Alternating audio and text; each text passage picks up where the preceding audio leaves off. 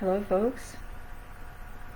I apologize, I'm a few minutes late. I hope you can all hear me. Uh, we had a little trouble getting started here with Facebook Live. Welcome back. Welcome to those who are joining today for the first time. Today our topic is on oral health, and this is day 2 of the inflammation challenge, and we're going to bust inflammation so that by the end of this week, if we follow these easy steps, you should start to feel and see and notice a difference in your energy level, and notice that your inflammation is coming down. Okay, so yesterday we spoke about step 1, which is controlling our intake, controlling our nutrition as a way to bring down inflammation and balance inflammation. Okay? And today we're going to talk about our teeth, our mouth, our oral hygiene. Excuse me, I just dropped something here. My little notes. Okay. So, oral health is often overlooked as a very important source of inflammation. In our mouths, there are more than 700 species of bacteria, and not all of them are good. Some are good, okay? But unguarded, uncared for, our oral hygiene can result in inflammation throughout the body, particularly the cardiovascular system, but also our immune system. So, where do we start? Well, you know when you go to the doctor and they say, stick out your tongue? Well, our tongue can actually tell us a lot about how we're doing inflammation-wise. It can give a clue whether there's an overgrowth of yeast. It can tell us something about our vitamin balance and intake. In the same way that certain practices can look at the foot, you know, and see that there are different areas there that are tells. Well, the same thing with your tongue. But some of the basics for oral hygiene are brushing twice a day, flossing twice a day, going to the hygienist twice a year, seeing your dentist to make sure there's no tumors or other very alarming growths or infection. And infection is not just cavities gone bad. There are usually infections left over in most root canals. The usual reason for a root canal is an abscess or infection at the very tip of the tooth, you know, the root. And more often than not, unless you're really lucky with a really, really good dentist doing that root canal, there's some infection left there, hidden though. But what we're going to do is, remember how yesterday we talked about triggers for inflammation as well as mediators. Triggers, those events that just produce a huge burst of inflammation in the body. Tragedies, losses, accidents, surgeries, emotional trauma, relationship trouble, things that drive our system into overdrive and inflame us, basically. And then mediators keep that going. And when that is kept going and at a chronic rate, we get chronic disease. So some of the mediators are not just the nutritional deficiencies, but toxins in the environment, toxins in our food, molds, pesticides, not moving enough. And one of the ways we can address mediators is in the mouth, right? Because there are toxins being introduced there, as well as these microbes. So in functional medicine, we like to do what we call building stack, okay? In the same way that yesterday was step 1, you know, taking control of inflammation by controlling the diet. Now we're going to control inflammation by looking at the oral hygiene, right? So the first step is brushing your teeth. All right. So we're used to gleaming white teeth, right, and gleaming white toothpaste. But guess what? The titanium that colors the toothpaste white does not do anything for your teeth, actually. The only way you can whiten your teeth is usually with the dentist's trays.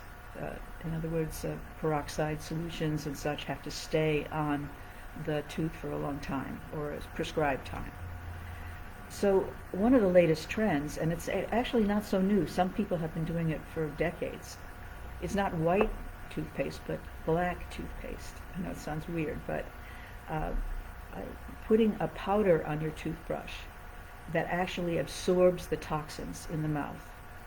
Okay, and some of the toxins are actually in some of these toothpastes, you know, the colorings and so forth. Sometimes the toothpastes have silicates in them that are too harsh and start to hurt the enamel, actually. So one kind of amusing thing you can do as a basic step is go from a white toothpaste to a black toothpaste. The blacker the better, okay? That means you're absorbing the toxins, some of those bacteria and lots of the toxins in your mouth from the get-go, okay? Then there's the type of toothbrush. There are probably too many styles of using a manual toothbrush, but a good electric toothbrush, you know, using sonic waves and brushing at a higher rate than possible manually, in the prescribed manner, you know, 30 seconds on each quarter of the mouth, 4 quarters up and down, right? 1, 2, 3, 4, is the way you can remove the most of these bacteria. Then there's another step, okay? Something called oil pulling. Now this is an ancient practice.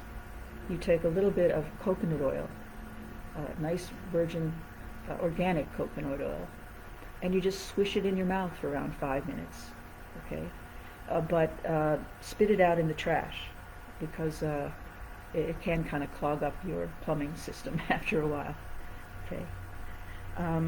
It makes a kind of a soap in the mouth, and it just draws out a lot of impurities, okay? And you see that in a lot of ancient cultures, and it's coming back now, and it's very helpful. Again, you're building up sort of a stack of how to attack the microbiome in your mouth. Now it's very important, though, to not kill everything in your mouth, right? Because there's good bacteria in there. There's actually a very important balance. You do need some of these bacteria to maintain a healthy environment in the mouth. So most commercial mouthwashes, they're so harsh, they kill the good as well as the bad. Not to mention the colorings and everything else that are in there. You can get a very nice organic biofilm that has gentler ingredients, essential oils and herbals that create an environment. They remove the biofilm and do kill the harmful bacteria, but help to balance the healthy microbiome that's in the mouth. Okay? So, because here's the thing, we, in every millimeter of saliva, there's about 130 species of bacteria. And we swallow automatically, unconsciously, about a gallon of saliva a day. So untreated, uncared for, this goes into our system. First in the stomach, but then throughout the entire system. And there's been lots of research on the importance of oral hygiene and cardiovascular health. These bacteria just contribute to plaque buildup. There's some research that shows that when there are toxins like this coming through the oral system, our cholesterol level goes up, trying to protect us actually, but then it kind of backfires because it gets to be too much, and again affects the cardiovascular system. So this is a way to control uh, these mediators of inflammation that's in your hands. You can start that right today. So just to review, yesterday was sort of step one of controlling inflammation. And that's kind of the broadest topic of all. And we're not done there. We're done this week probably, but there's so much we could talk about nutrition. For example, I hope that you saw my little post of I was really good last night and made a dinner, a little supper that had all the ingredients from that food plan that you all have now. So one thing I like to do, by the way, is just look through the food plan. Don't get overwhelmed by things you don't like. Look at the things you do like and just start combining them. It's kind of fun, actually. But that's sort of step one. And then on top of that now, we're going to build step two, which is our control of our oral microbiome, keeping it healthy and clean and fresh. Tomorrow, we're going to start talking a little bit about the muscular system, the inflammation there that result in so many people having aches and pains and difficulties and fatigue. So by the end of the week now, you'll have a whole game plan that you've started to put into place that reduces inflammation. Okay? So I'll see you tomorrow at this time. And please go ahead and leave comments, questions, discussions. I'll try to answer them in between our talks. And I'll see you tomorrow at 5 p.m. Eastern. Okay? Bye-bye now.